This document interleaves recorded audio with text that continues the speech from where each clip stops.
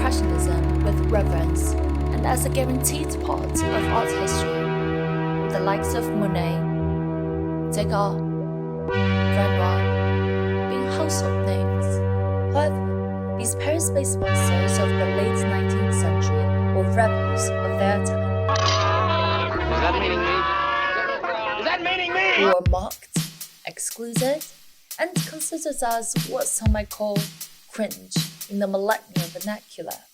What came to know as Impressionism is marked by 3 stylistic traits.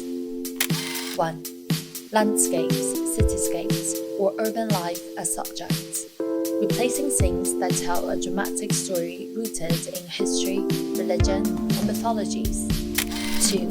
The technique on plein air and the use of smaller canvases, replacing long studio sessions and large-scale paintings. 3. Loose brushstrokes, replacing meticulous renderings. These 3 attributes are not at all radical by today's standards, but at the time, works like these dominated the Western art scene as it was determined by the Royal Academies of Art. Under this context, the world of 1870s was shocked, appalled, and appended by its contemporary innovation known as Impressionism. Now, taking a step back from the debate on which style produced better artworks, we will have a look at how a group of misfits became one of the biggest movements that changed the course of art history. In 1874, a group of artists called themselves the Anonymous Society held an exhibition at the studio of Felix Nazar in Paris, France.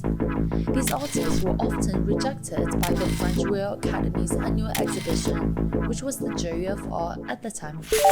Claude Monet showed a painting he completed to represent the sunrise at the harbour of his hometown, Le Havre in northern France. Monet emphasized on the vague painting style by naming the work Impression Sunrise. Art critic Louis Leroy was outraged when he went to this underground exhibition and took Impression Sunrise as the poster child of bad boy behavior. In his scathing review, Leroy condemned the exhibition by referencing the title of Monet's painting and one that he deemed derogatory, Impression. In the face of controversy, the artists celebrated this separation from the establishment by renaming themselves as the Impressionists.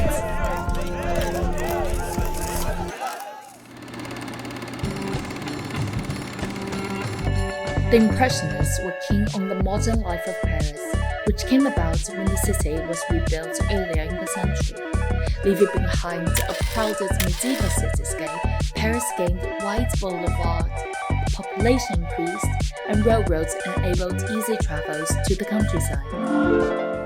The artists eagerly captured the ephemeral nature of light in both outdoor and indoor settings. They abandoned the dark, smooth colors achieved by tonal gradations and embraced bright colors, textured brushstrokes, and placed complementary colors next to each other without blending. They also celebrated the myriad new experiences modernity brought on by featuring scenes of people's lives in the residence of the upper echelon or leisure activities of the middle class. Women were represented in new ways. Female figures were not just nude and lying on a bed, but were shown participating in domestic activities or Parisian nightlife. Whether it is the way the Impressionists portrayed nature or society, they painted the world not just as they are, but just as they appear to be.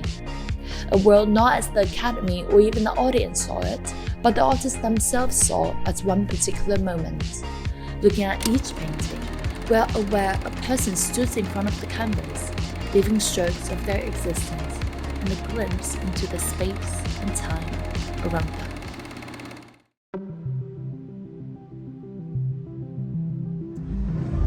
Impressionism remains one of the most well-known art movements over a century later.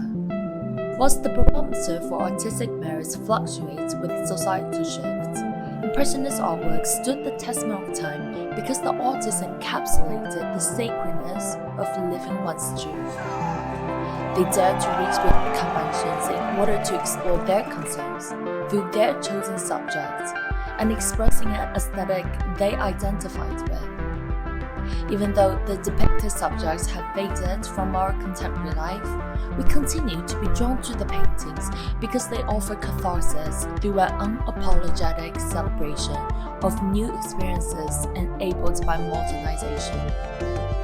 A spirit that is worth being reminded of in the ever-modernizing 21st century.